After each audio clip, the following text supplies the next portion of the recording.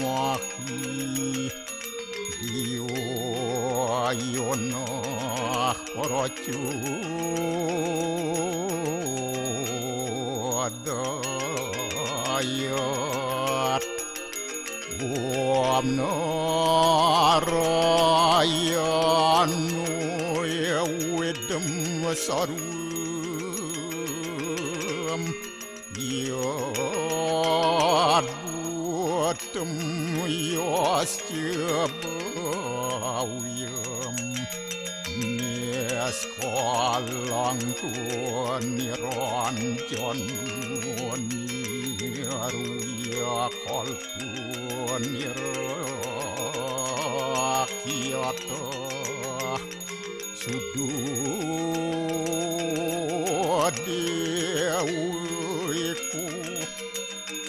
narayanu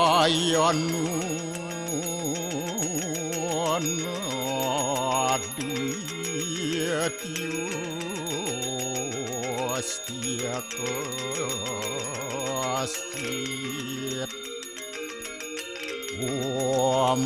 tuam siwa tuam dewa ia suara param suara Warahma Wisnu Asya Rudrasya Warusah Paryaki Ratita Ampapuham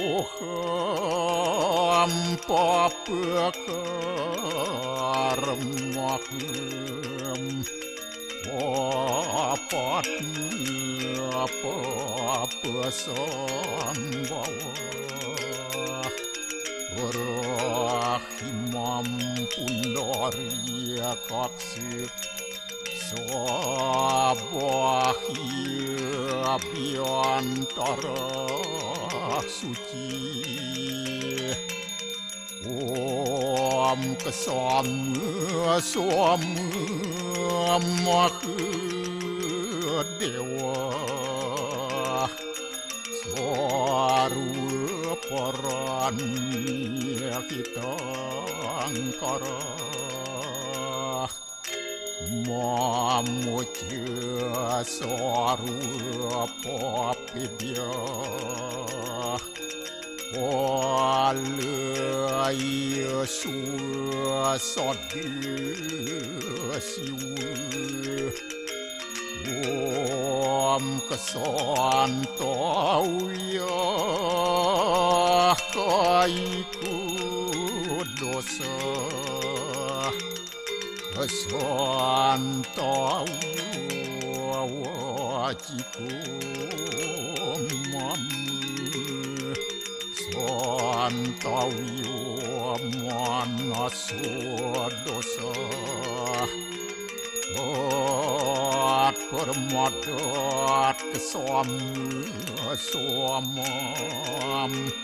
Om santi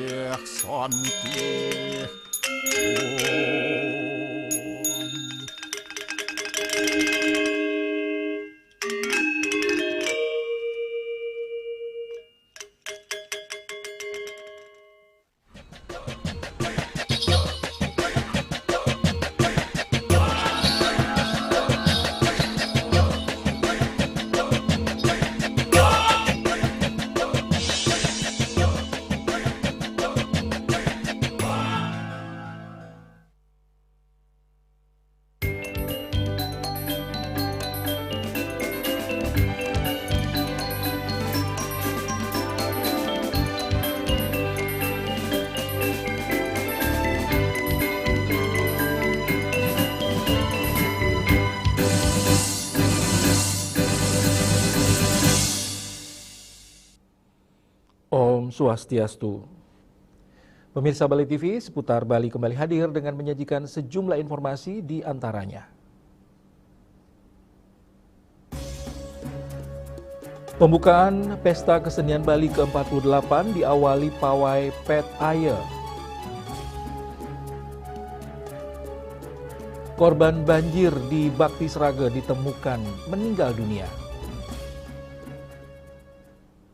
Jangan lewatkan juga informasi menarik lainnya yang sudah disiapkan tim redaksi kami. Bersama saya Pradana Adiputra, inilah Seputar Bali selengkapnya.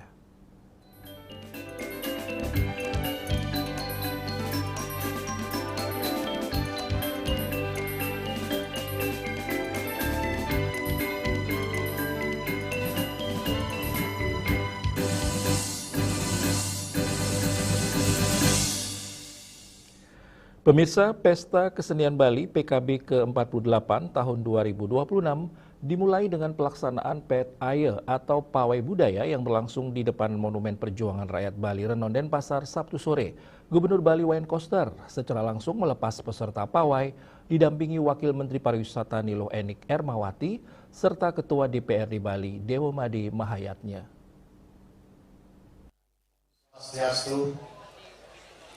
Dengan mengaturkan Om Awigamastu Namo Sidam.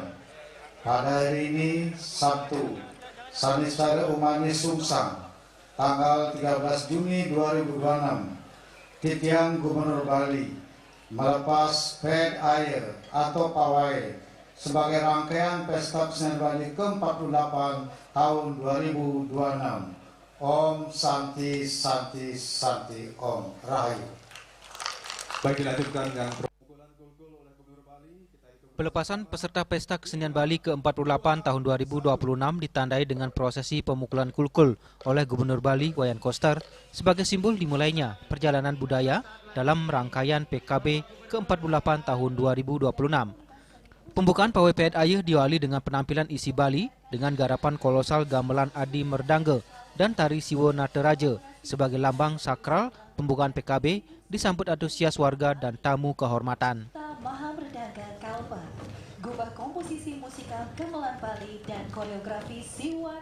Pesta Kesenian Bali merupakan pesta seni terbesar di Provinsi Bali, mengusung tema Atma Kerti Jiwa Side Parisude, yang bermakna penyucian jiwa dan penguatan kesadaran diri.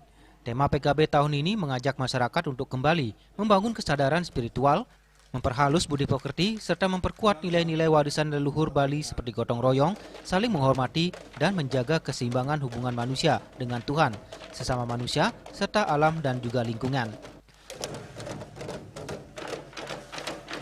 Selanjutnya pawai secara berurutan dari Kabupaten Jemberana, Karangasem, Buleleng, Bangli, Klungkung, Tabanan, Gianyar, Badung, dan ditutup oleh Kota Denpasar.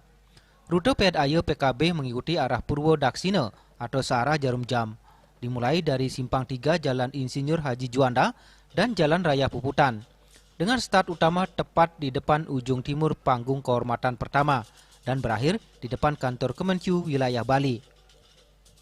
Seremonial pembukaan PKB ke-48 berlangsung di panggung terbuka Ade Chandra dengan reksadana atau pergelaran garapan kolaborasi Sanggar Karawitan Bungan Dedari dengan isi Bali.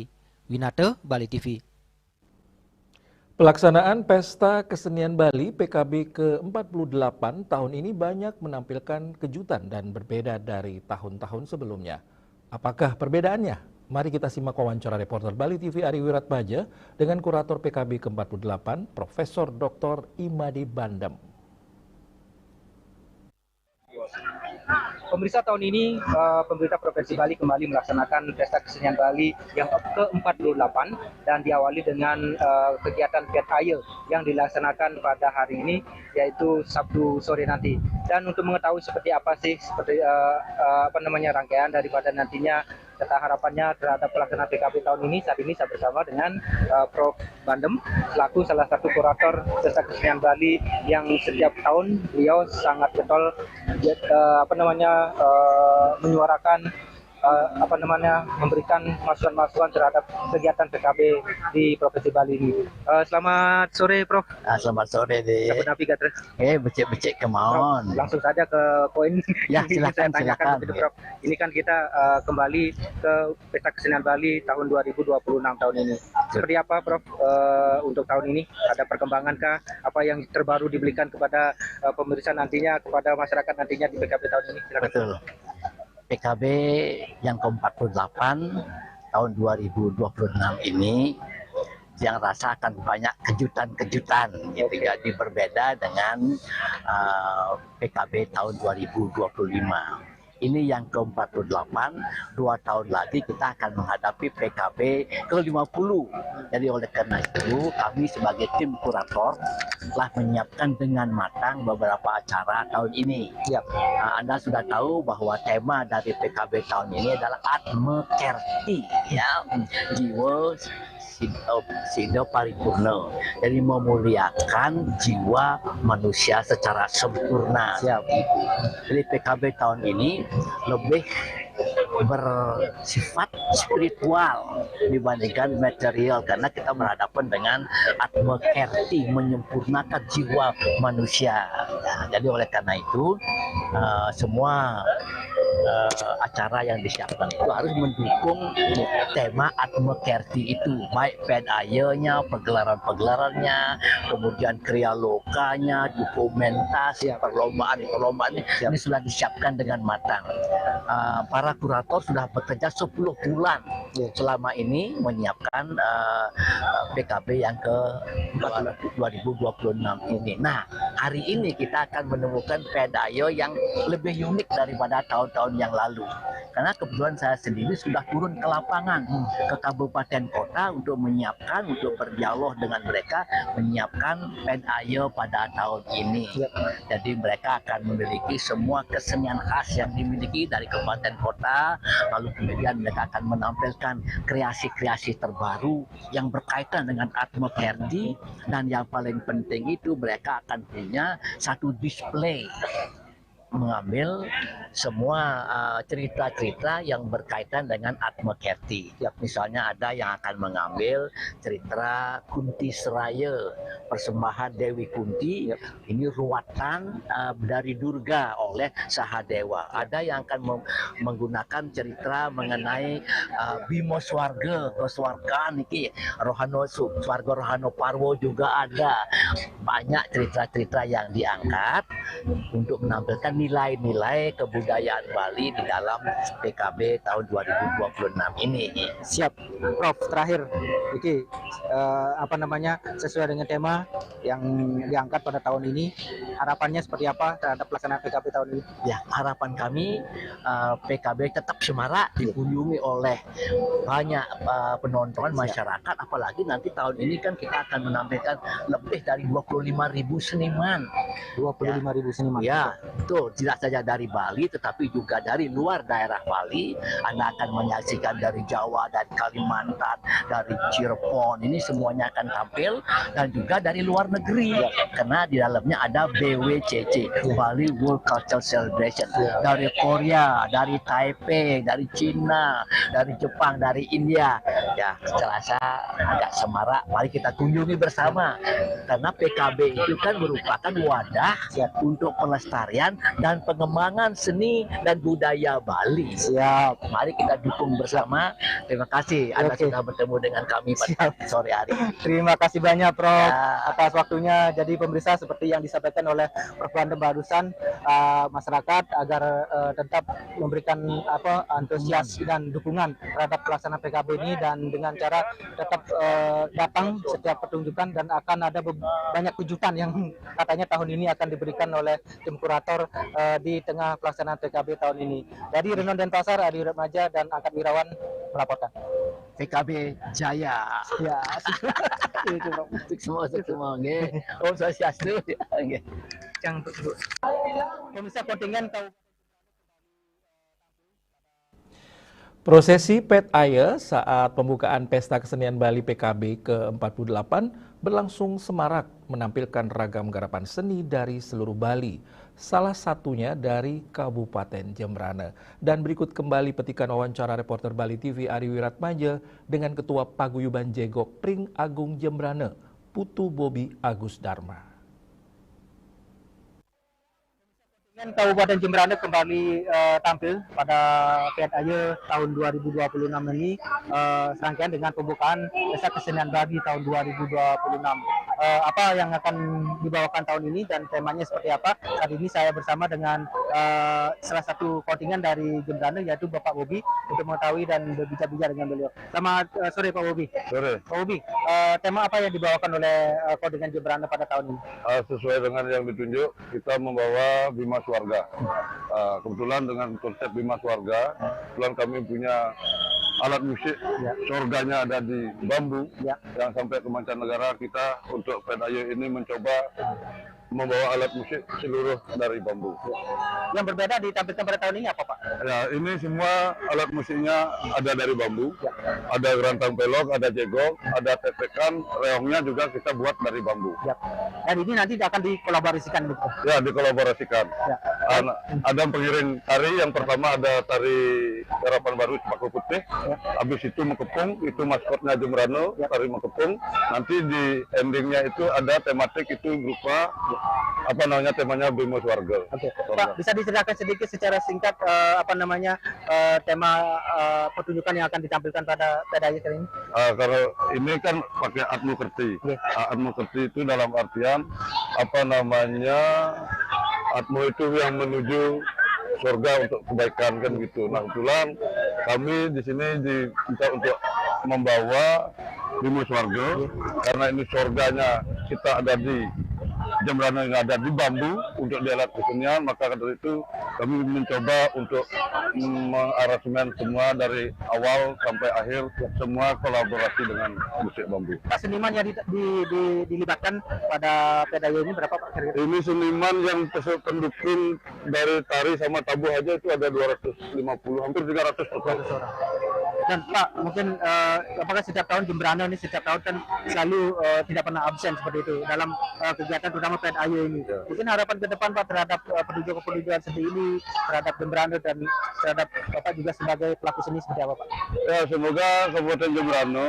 Nah, untuk saat ini kami mencoba membawa seniman-seniman muda untuk memberikan ruang kepada mereka untuk mengapresiasi agar mendapat suatu pementasan yang lebih besar untuk mereka bisa maksimal untuk berlatih. Tahun depan atas dukungan Bapak Bupati Jembrana bisa memaksimalkan anak-anak muda ini untuk bisa kenal dengan apa sih kesenian dan budaya yang ada di Jembrana itu. Pak, sesuai jadwal nanti Bapak tampil jam berapa Pak?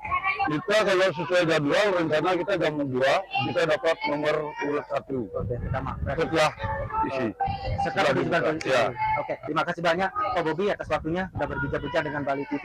Dan pemirsa, kembali saya ingatkan kepada pemirsa yang ada di rumah dan dimanapun untuk datang ke Renon, tepatnya di depan Bajir Sandi Denpasar, untuk dapat menyaksikan rangkaian daripada pawai PET-AYE serangkaian dengan pembukaan Pesta Kesenian Bali tahun 2026. Dari Renon Denpasar, Adi Remaja dan Angkat Wirawan, Bali TV.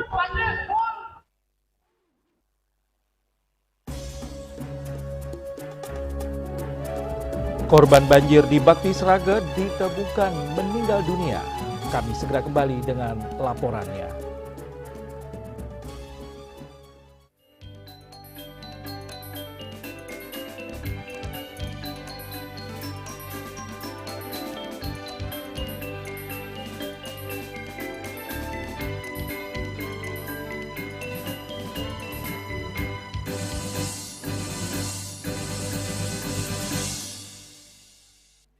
Kenal Veronica kok es luar tarik Melaka bikin beta nagih. Biji kopi asli dari es luar hitam baru, hitam pekat bikin beta gembira tempat melaju. Es luar white kopi nikmat enak bikin nagih kok. Mau luak white kopi kok satukan. Kopi luwak, kopi nikmat, nyaman diminum. Cat Color dengan daya sebar yang luas, cepat kering, dilengkapi 39 pilihan warna. Kualitas dijamin terbaik. Cat Color harga ekonomis. Optik Sahabat, optik terbaik nomor 1 pilihan masyarakat di Bali dan Lombok. Mengucapkan Selamat Hari Raya Galungan dan Kuningan. Ayo datang ke Optik Sahabat, sahabatnya optik pilihan kita bersama. Musim hujan tiba, Bencana banjir bisa mengancam jika kita tidak waspada. Kebiasaan buruk seperti membuang sampah sembarangan bisa menyumbat aliran air.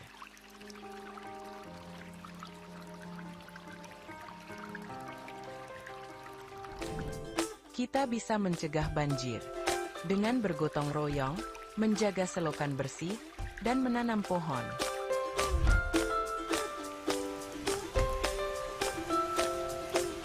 Siaga di musim hujan, jaga lingkungan kita. Bersama, kita bisa terhindar dari banjir.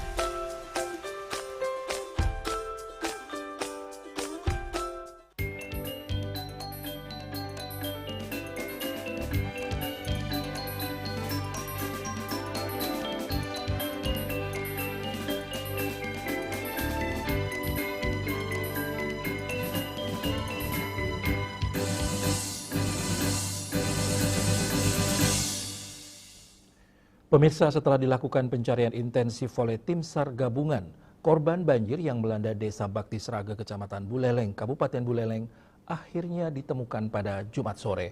Korban ditemukan dalam kondisi meninggal dunia di bawah reruntuhan sebuah rumah yang terdampak banjir.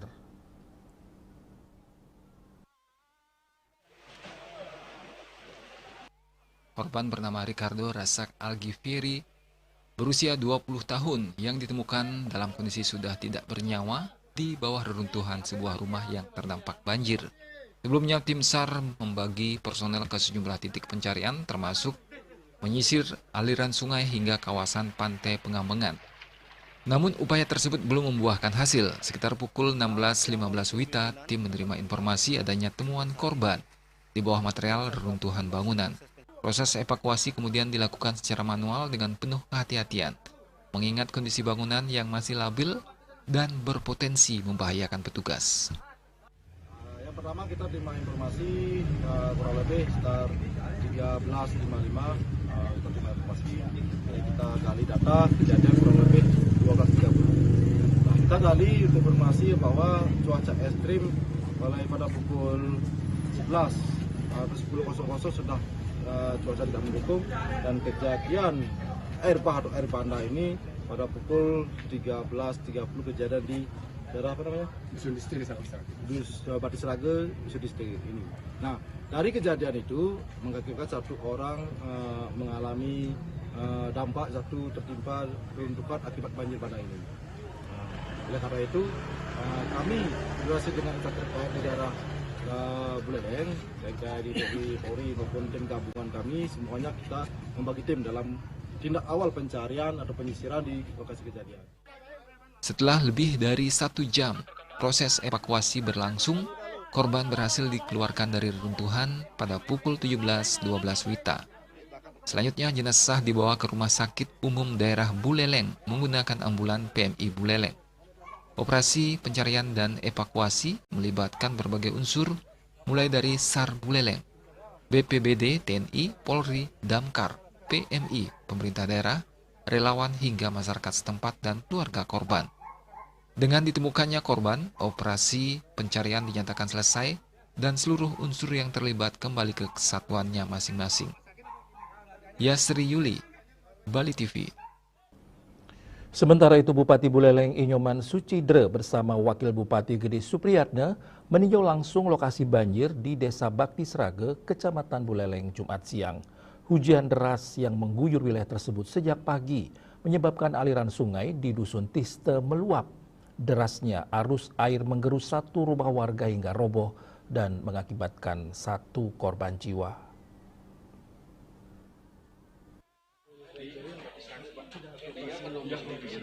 Di sela-sela peninjauan, Bupati Inyoman Sucidre mengatakan sampah yang terbawa dari daerah hulu sungai menjadi salah satu faktor utama yang memperparah aturan pembangunan di kawasan sempadan sungai guna mengurangi resiko bencana di masa mendatang. Yasri Yuli, Bali TV. Kami akan segera kembali dengan informasi pelaku pencurian ketu sejumlah gereja di Karangasem terungkap.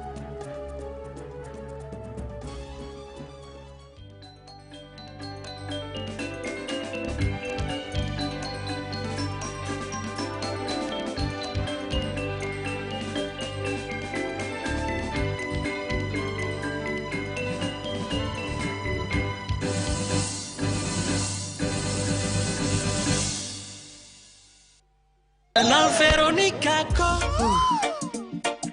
Es luar tarik Melaka, bikin beta nagih. Biji kopi asli dari es luar hitam baru.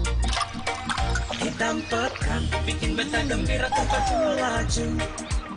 Es luar white coffee nikmat enak, bikin nagih kok. Mau luwak white coffee kok, satukan. Kopi luwak, kopi nikmat, nyaman diminum. Emco, cat kayu dan besi. Optik Sahabat, optik terbaik nomor 1 pilihan masyarakat di Bali dan Lombok. Mengucapkan Selamat Hari Raya Galungan dan Kuningan. Ayo datang ke Optik Sahabat, sahabatnya optik pilihan kita bersama.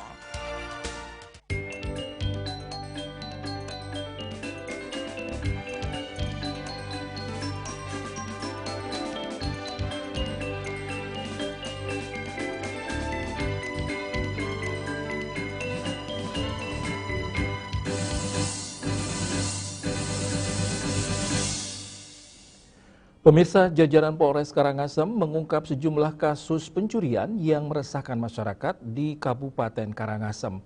Kasus-kasus tersebut diantaranya kasus pencurian barang sakral berupa ketu atau mahkota di sejumlah geria, ternak sapi, kabel, sepeda motor, dan telepon.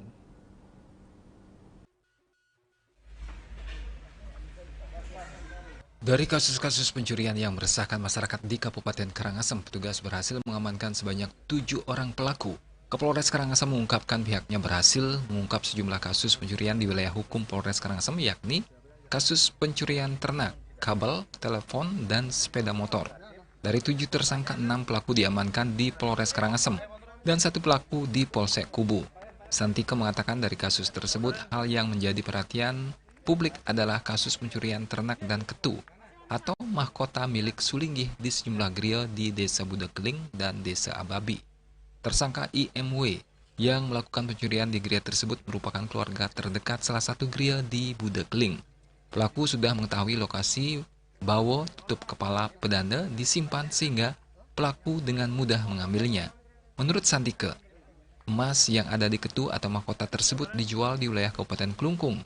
Sedangkan bawo sakral dibuang oleh pelaku di Tukad Unde, Kabupaten Klungkung.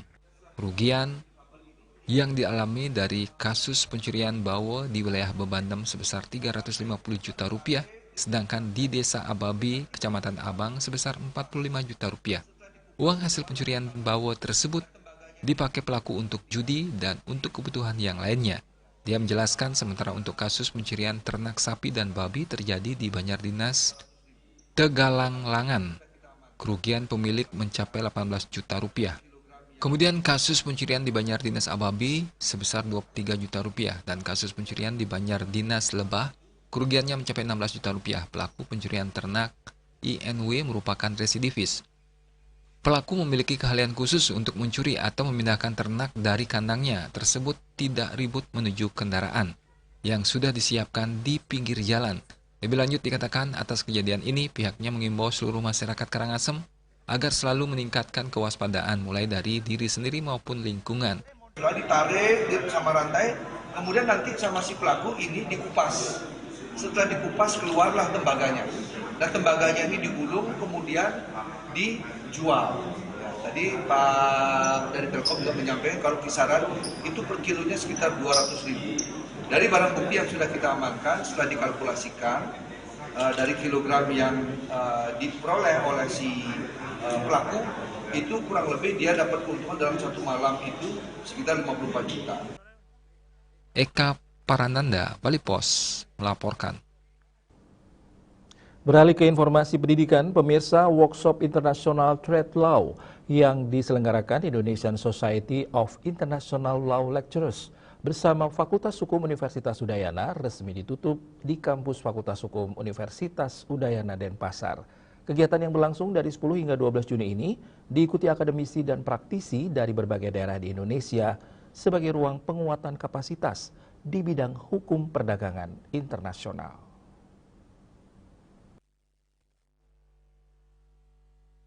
Workshop International Trade Law yang berlangsung dari 10 hingga 12 Juni menghadirkan sejumlah narasumber dan pakar hukum perdagangan internasional dari dalam maupun luar negeri. untuk memperkaya perspektif peserta terhadap dinamika perdagangan global. Para pembicara yang hadir antara lain Profesor Peter van den Bos selaku Hakim WTO, Asisten Profesor Clara Winhard dari Maastricht University, Profesor Huala Aldorf dari Universitas Pajajaran, Profesor Nurul Barisah dari Universitas Erlangga, Profesor Emi Latifah dari Universitas 11 Maret, Profesor Aryawan Gunadi dari Universitas Tarumanegara, Profesor Gusti Ngurah P. Widyateja dari Universitas Udayana, dan Hadi Rahmat Purnama dari Universitas Indonesia. Berbagai materi yang dibahas dalam workshop mencakup berbagai isu strategis seperti fasilitas perdagangan, perdagangan jasa, perdagangan investasi, mekanisme penyelesaian sengketa di WTO, pengamanan perdagangan, dinamika kawasan ASEAN, hingga agenda reformasi WTO. Workshop ini diharapkan dapat melahirkan para ahli di bidang hukum perdagangan internasional. Ke depan kurikulum di semua kampus di Indonesia yang tergabung dalam ISILL akan dilakukan regenerasi sehingga Indonesia bisa menatap peluang melakukan negosiasi dan diplomasi yang memberikan keuntungan bagi kepentingan nasional. ISIL itu menyanggarkan workshop hukum perdagangan internasional di Fakultas Hukum Udayana. Harapannya kita bisa melahirkan para ahli di bidang hukum perdagangan internasional, dan nanti ke depannya kurikulum di semua kampus di Indonesia anggota ISIL itu kita akan lakukan regenerasi, sehingga kemudian nanti Indonesia bisa menatap peluang untuk kemudian melakukan negosiasi dan diplomasi yang memberikan keuntungan bagi kepentingan nasional. Sementara itu, Wakil Dekan Fakultas Hukum Universitas Udayana, Gusti Agung Mas Ruwajayantiari menyampaikan, workshop internasional trade law diharapkan dapat merumuskan hal-hal positif yang berdampak pada keilmuan dari hukum perdagangan internasional. Sharing pengetahuan, kemudian juga pertemuan ini akan banyak merumuskan hal-hal yang positif yang berdampak pada keilmuan dari hukum perdagangan internasional, sekaligus juga secara praktek mungkin nanti bisa diaplikasikan, jadi teoretik dan praktiknya bisa diakomodasi semuanya. Gitu. Hakim WTO Profesor Peter van den Bos menyampaikan workshop internasional trade law dinilai menjadi forum penting untuk memperkuat pemahaman akademisi dan praktisi terhadap dinamika perdagangan internasional yang saat ini tengah menghadapi tekanan akibat meningkatnya perang tarif global. Workshop like this is of obvious importance. We all need to try to understand what is currently happening. We need to understand how important the rules that we used to live on, how important they were, how they have contributed to our well-being, our economic well-being, Unfortunately, we are, as your question indicated, we're in a crisis situation. Workshops like this help our understanding of the situation in which we are, help us to understand where we can go, what we can do in order to improve the situation. Workshop ini juga mendapat dukungan dari CWK Law Office dan Resa Saki Law Firm sebagai bagian dari upaya mendorong regenerasi dan penguatan kapasitas para ahli hukum perdagangan internasional di Indonesia. Yana dan Edi, Bali TV.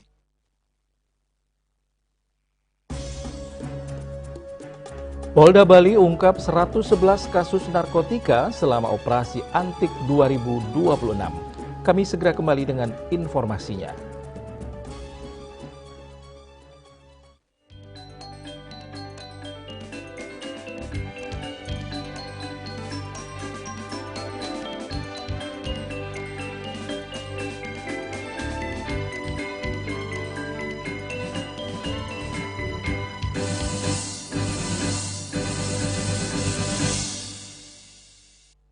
Kenal Veronica kok es luar tarik Melaka bikin beta nagih. Biji kopi asli dari es luar hitam baru, hitam pekat bikin beta gembira tempat melaju. Es luar white coffee nikmat enak bikin nagih kok. Mau luwak white coffee kok satukan. Kopi luwak, kopi nikmat, nyaman diminum. Cat color dengan daya sebar yang luas, cepat kering, dilengkapi 39 pilihan warna, kualitas dijamin terbaik. Cat color harga ekonomis.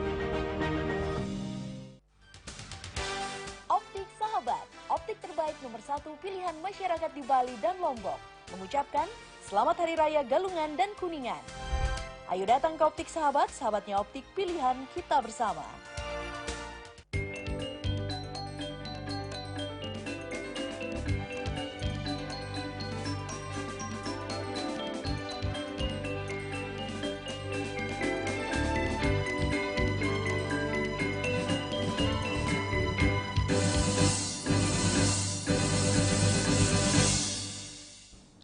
Pemirsa, selama pelaksanaan Operasi Antik Agung 2026, Polda Bali mengungkap 111 kasus tindak pidana penyalahgunaan narkotika. Dari pengungkapan tersebut, sebanyak 138 orang ditetapkan sebagai tersangka, diamankan dan barang bukti berbagai jenis narkotika senilai 13,15 miliar rupiah.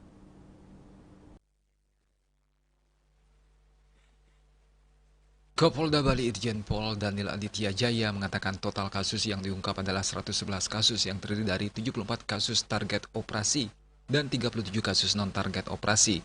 Tersangka sebanyak 138 orang terdiri atas 77 tersangka target operasi dan 61 tersangka non-target operasi. Sedangkan menyita barang bukti berupa sabu-sabu seberat 6.279,22 gram, ganja 2.123,41 gram, ekstasi 584 butir, mepedron 937 butir, tembakau gorila 53,46 butir, pil koplo 1.283 butir, dan kokain 23,5 gram. Ditambahkan Aditya Jaya, modus operandi para pelaku beragam mulai dari menjual, membeli, menjadi perantara, jual beli hingga mengedarkan narkotika.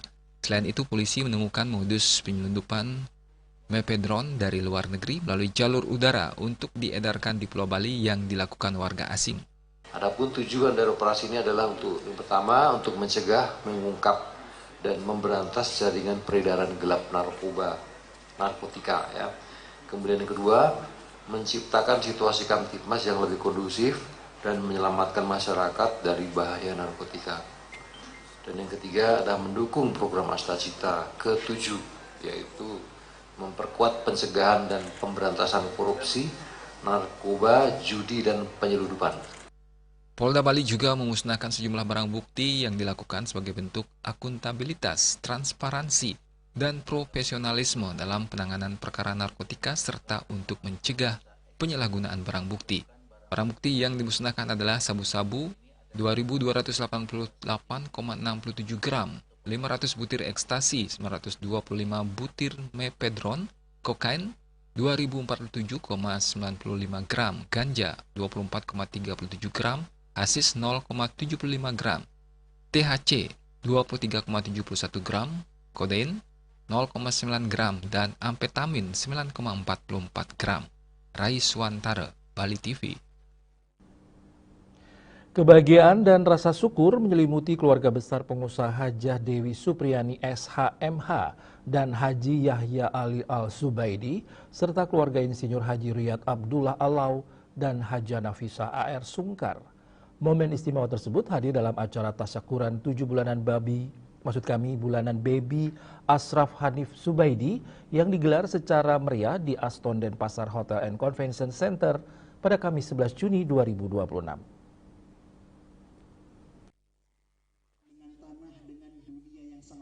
Baby Ashraf Hanif Zubaidi merupakan putra pertama pasangan Hanif Zubaidi dan Dr. Farida Ulfa. Hanif merupakan putra bungsu dari pasangan Haji Yahya Ali Al-Zubaidi dan Hajah Dewi Supriyani. Sementara Dr. Farida Ulfa merupakan putri ketiga dari 4 bersaudara yang semuanya berprofesi sebagai dokter. Anak dari pasangan Haji Riyad Abdullah Alau dan Hajah Nafisah AR Sungkar. Ratusan tamu yang terdiri dari keluarga besar, kerabat, relasi bisnis, pejabat pemerintah, hingga sejumlah organisasi kemasyarakatan turut hadir memberikan doa dan restu kepada sang buah hati. Hal yang menarik, tasyakuran 7 bulanan tersebut dikemas dengan tradisi adat Jawa Tedahsiten, sebuah prosesi sakral yang melambangkan perjalanan awal seorang anak dalam menapaki kehidupan. Tradisi ini syarat makna filosofis dan doa agar sang anak kelak tumbuh menjadi pribadi yang kuat, berbudi luhur, dan membawa manfaat bagi keluarga dan masyarakat. Prosesi diawali dengan ritual membersihkan kaki bayi sebelum menginjak tanah. Tradisi ini melambangkan harapan agar anak memulai perjalanan hidup dengan hati yang bersih dan suci. Selanjutnya, baby hasrap dituntun melewati 7 jadah atau kue ketan berwarna-warni yang melambangkan berbagai tantangan kehidupan. 7 warna tersebut masing-masing memiliki makna mendalam. Angka 7 atau pitu diharapkan menghadirkan pitulungan atau pertolongan dari Tuhan Yang Maha Esa dalam setiap langkah kehidupan. Prosesi kemudian dilanjutkan dengan menaiki tangga yang terbuat dari tebu wulung. Tangga tersebut menggambarkan perjalanan hidup yang harus ditempuh dengan tekad kuat dan rasa percaya diri. Kehadiran kedua orang tua yang mendampingi menjadi simbol dukungan keluarga dalam setiap tahapan kehidupan anak. Suasana semakin menarik saat baby hasrap menjalani prosesi memasuki kurungan ayam yang berisi berbagai benda simbolis seperti buku, perhiasan, mainan, dan beras. Dalam tradisi Tedaksitan, benda yang dipilih anak dipercaya menggambarkan minat atau profesi yang akan digelutinya di masa depan. Ritual ini mengandung doa agar anak kelak mampu mengharumkan nama keluarga dan menjadi pribadi yang membanggakan. Prosesi ditutup dengan pembagian udik-udik berupa uang logam yang dicampur bunga dan disebarkan pada para tamu, termasuk anak-anak yatim piatu tunas bangsa Monang-Maning dan Pasar, sebagai simbol kemurahan hati dan harapan agar sang anak kelak gemar berbagi rejeki kepada sesama. Dalam kesempatan tersebut, seluruh keluarga besar hadir memberikan doa terbaik. Hajah Anik Yahya, sapaan akrab untuk Dewi Supriyani, pengusaha sekaligus berprofesi sebagai lawyer atau pengacara ini, mengungkapkan rasa syukur atas kebahagiaan yang dianugerahkan kepada keluarganya. Semoga cucu-cucu kami kelak ke depan menjadi anak yang soleh, soleha, dan berbakti kepada orang tuanya, keluarganya, agama, dan bangsa. Menjadi manusia yang bermanfaat, berilmu tinggi, dan berbakti kepada kedua orang tuanya, serta menjadi kebanggaan keluarga besar dan menjadi salah satu pilar nusa bangsa, insya Allah. Tasyakuran 7 bulanan baby hasrap Hanif Subaidi pun berlangsung penuh kehangatan. Di balik kemegahan acara tersimpan doa-doa tulus dan doa keluarga besar yang berharap sang buah hati kelak tumbuh menjadi generasi yang berakhlak mulia, berprestasi, dan mampu memberikan manfaat bagi masyarakat, bangsa, dan negara. Riasa Bali TV.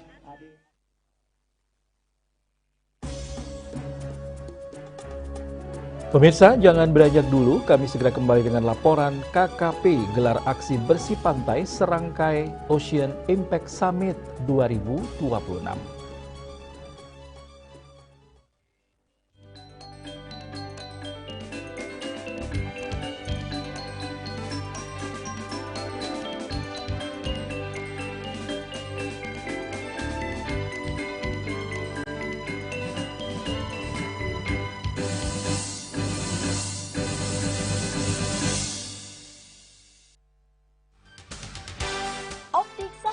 Optik terbaik nomor 1 pilihan masyarakat di Bali dan Lombok, mengucapkan Selamat Hari Raya Galungan dan Kuningan.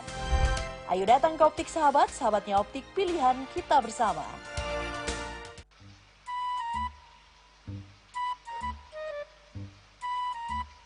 Loh, wah, Nyai Bengongen.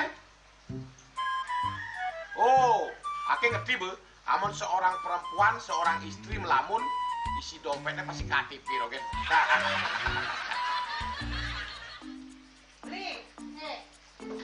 Awake hanya belajar lebih tenang menikmati hidup dengan proses tanpa harus protes. Loh, hidup itu adalah sebuah perjalanan, bukan perbandingan. Maka jangan pernah kamu bandingkan prosesmu dengan orang lain, karena kita berdiri di bumi yang sama dengan takdir yang berbeda. Oh, ini bertakdir awake nganten gak beli, saya proses tapi stres. Wah, mula aku Nyai. Pede ya Nyai. Ini pijit tangan lu. Sakit hati awak-awake. Apa? Mau pijat keko? Oh, mau pijat. Bawayan kayak dirungi matajan mertuakan. Jadi subane gelang kokene awake ni makata lo. Awake ni makata. Awake sing kodak, awake sing idawak kenyang, sing idawak mijat. Loh, beli pergi karena tugas, pulang demi beras. belajar, tapi menyerah bukanlah jalan keluar. Semangat kone ngopi, kone ngama, wakilnya ceramah, jadi presiden. Cuma sebelum lagi sih, kita nggak wakil.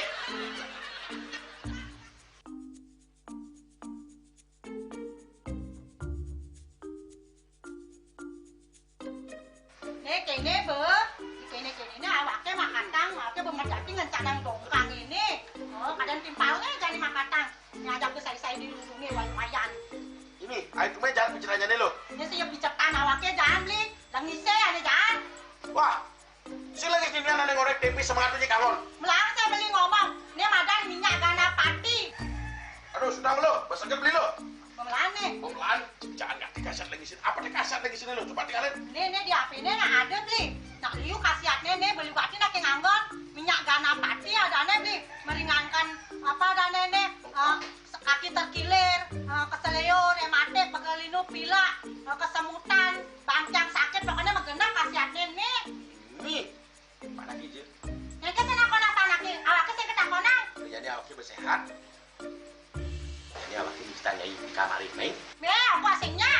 Asingnya nyai, awaknya bersegar kakak lain nyai. Beli. Baik.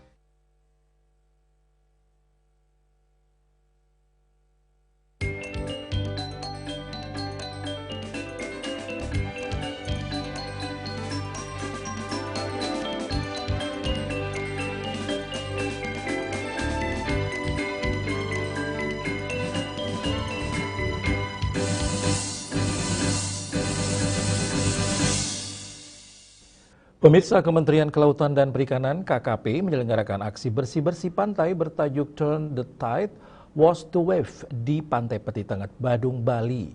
Kegiatan ini sebagai bagian dari rangkaian menuju Ocean Impact Summit dan sekaligus dalam memperingati World Ocean Day dan Coral Triangle Day.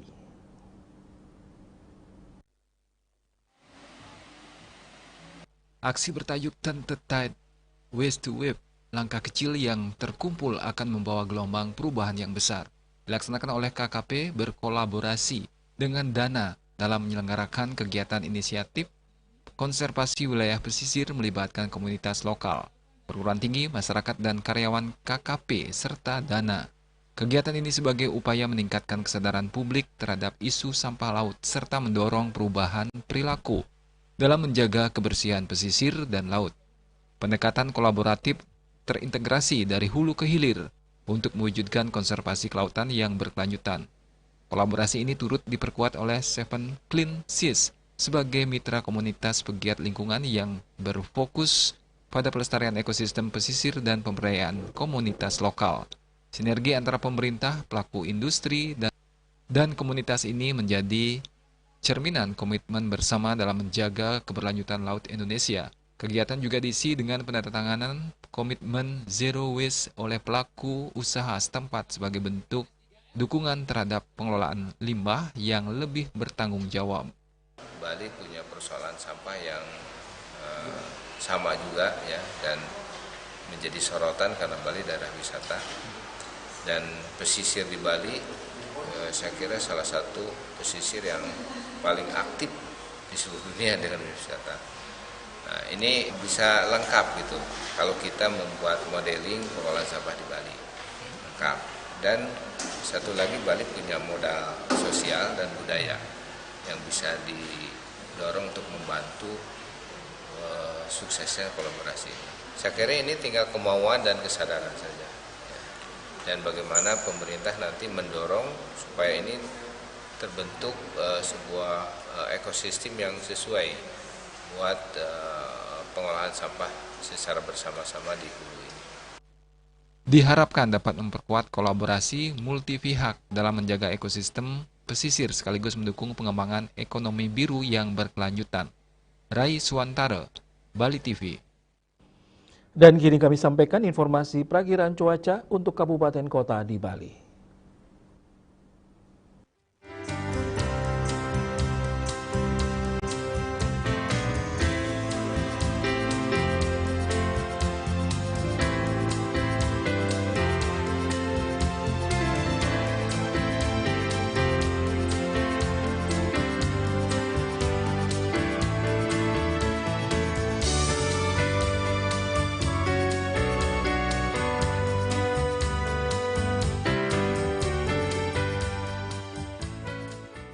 Putar Bali bersama Minyak Apun Ganapati Usada Bali, keluarga sehat. Pemirsa, update terus informasi Anda dengan subscribe dan like YouTube channel Bali TV @newsbalitv. Mewakili redaksi yang bertugas, saya Pradana Diputra pamit undur. Terima kasih atas perhatian Anda. Sampai jumpa. Om Santi, Santi, Santi, Om.